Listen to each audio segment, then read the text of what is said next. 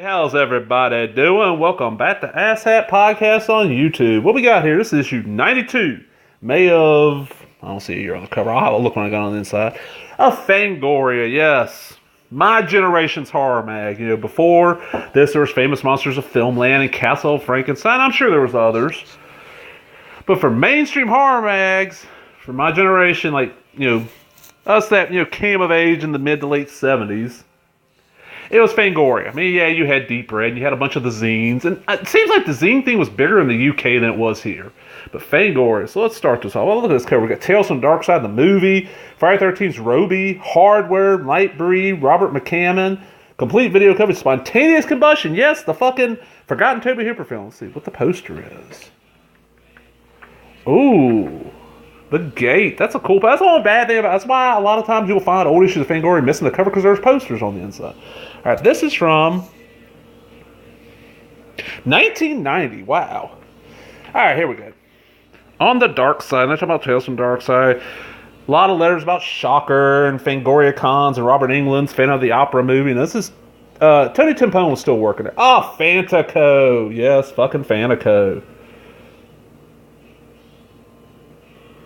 Fantaco was so damn great. Alright, now we got Jason X, the decade-long blood splatter saga. Jason Voorhees is possibly ended with the announcement there will be no new Friday 13th movie in 1990. Mancuso stopped short of attributing the lapse of Friday 13th Part 8 Jason Takes Manhattan's failure to generate box office. And we got Robert McCammon. Update. This guy that did, Swan Song I think is his big one. Yeah, Swan Song. I've never read any of his stuff. My uncle read a lot. The Terror. This. Alright, video chopping list. Alienator, heard of it, never seen it. Bog Creek 2, heard of it, never seen it. Death Collector, no idea. Death Mate, nope. Friday 13th Part 8, of course. Funland. Oh, it's got Squiggy. Okay, Halloween 5. Mutant on the Bounty Album. Phantom of the Mall. I just seen that recently. Last year's Rabbit Grannies, Relentless, Shadow Zone, Stepfather 2, Stephanie and the Incinerator, Texas Chainsaw Massacre, The Weirdo. Okay, Andy Milligan. Huh. Welcome to Spring Break. That's one I've been hearing a lot about. I want to say. Okay, here we go. All right. The 9th annual Fangoria movie poll. Your chance to pick the best and worst of 89. Okay, this is their chainsaws. I think is what they call them, if I remember right. All right.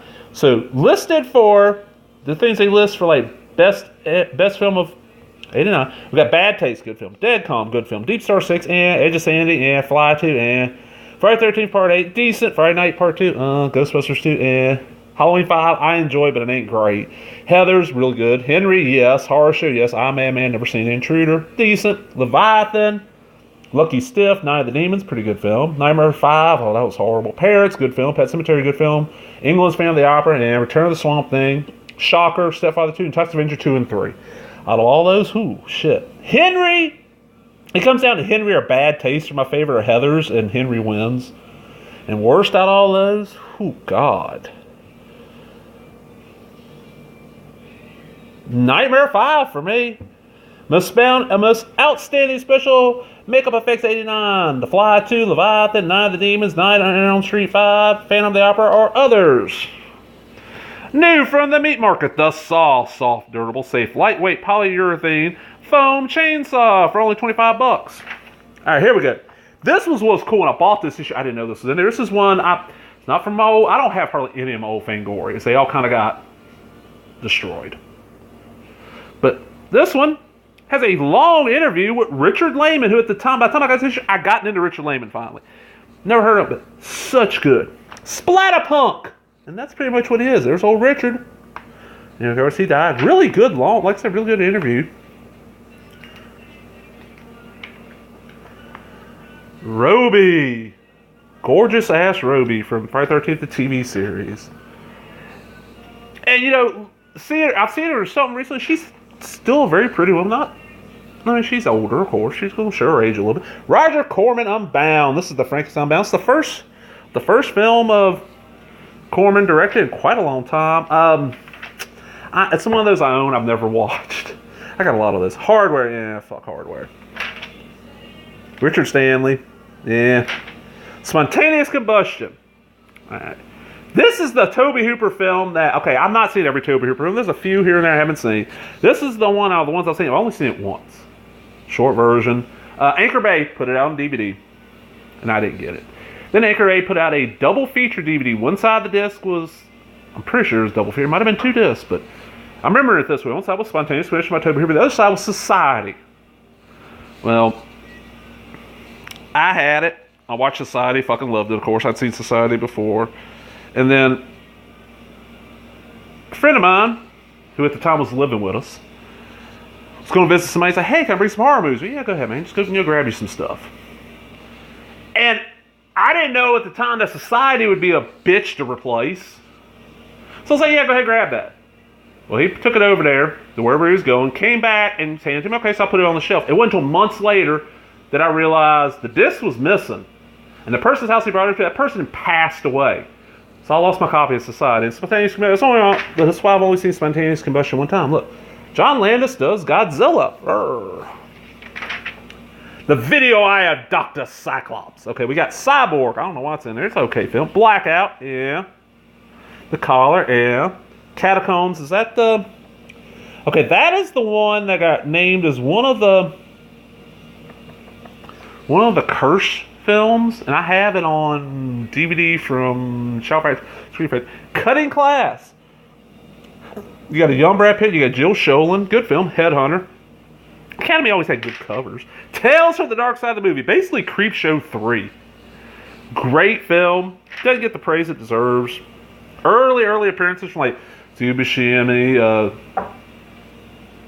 oh God, I can't think of her name now. The one who replaced Jodie Foster in the Silence of the Lambs and Hannibal.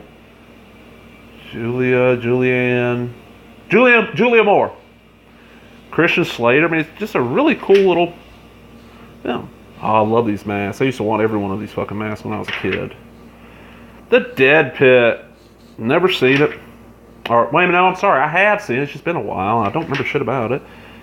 Nightbreed Magic. Show all the makeup. Where that's what I like. They really delved into makeup a lot on here. And you got special effects videos.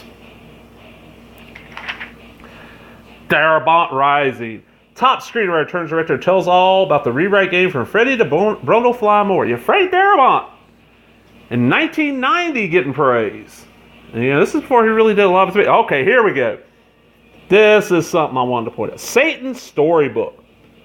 From the burning depths of hell come 3 devil's tales of evil on earth in this full-length, non-stop action horror feature from sword and sorcery to a grisly tale of Mother's Day mayhem to a suicidal clown, all mortal sins revealed. You won't believe your eyes. Warning, strong language and violence, not for the squeamish. Starring Ginger Lynn in her first full-length general feature, also starring Gary Bradner, author of The Howling. You can find this on YouTube, or you could as of a few months ago. I watched this finally. I saw this ad, and I'm like, oh, I kind of want to see this. VHS tapes are $16.95, $2.50 shipping, so about $20. VHS of this is hard to come by. There's no DVD release. It fucking sucks. It's horrible, but I was like, I gotta see it. Satan's Storybook. And I guess people were starting to remember it now because a couple of different podcasts I listened to covered it recently. Nightmare Library, the Phantom's Ultimate Video Guide by Phantom Movies. Okay, that's kind of neat. Moondance by SP Sumtow from Tor. Yeah. Sunglasses After Dark by Nancy A. Collins. She blew up, became huge, and just kind of faded really quick. Vampire Show. Nightmare Movies by Ken Newman. Okay, that's kind of neat. The Blood of the Impaler by Jeffrey Sackett. Yeah, don't give a shit. 3 Slices of Clive. Clive Barker Illustrator. Books of Blood before you load. Tap in the Vein. Tap in the Vein was really fucking good. It was Eclipse published. Comic adaptations of short stories from the Books of Blood. I like this Dickens video by mail. 22 at $9.95. For $10 back then, that was cheap. I mean, I know nowadays we're so used to, especially big stuff. 2-3 months, 4 months after it came out, if it doesn't do huge on home video market, boom, it's $5. $10. Back then, $10 was really cheap. You got Fade to Black, Best of Dark Shadows, Galaxy Terror, Lady Frankenstein, Terror in the Swamp, Revenge of the Stepford Wives, Vampire Lovers, Dark Forces, Horror Planet, Thrill Kill, The Dark, Fangoria's Weekend of Horror, The Pit, Cross Country, 13 Ghosts, Curse of the Demons, Black Room, The Gorgon, Return of the Vampire Brothers, Same Man That Could Not Hang, and The Bride with Sting. Or Dark Shadows at $30 a tape for Man, that's like 30 minutes for $30. Oh, no, sorry. And then we got the volumes. 5 episodes per volume, 105 minutes for $80 a pop. Man. And of course the back issues. And what was the one that was like... There was one of these... It might be number 20. There's one of these early ones that was like always expensive. Yeah, $20 back then. Now, these are getting harder to find because they lost a lot of stuff. Okay, The Wasteland by Dave. I can't read that. And then, of course, The Incredible Gore Shriek, Fantico, and you got, books, and I got the Splatter Movie Guide. That's the only thing here I got. Oh, cool, the best, hard to find early issues of Gore Shriek. That would be cool to have. Then, of course, we got our classifieds, and let's see. Psychotronic shirts. Is the... Really?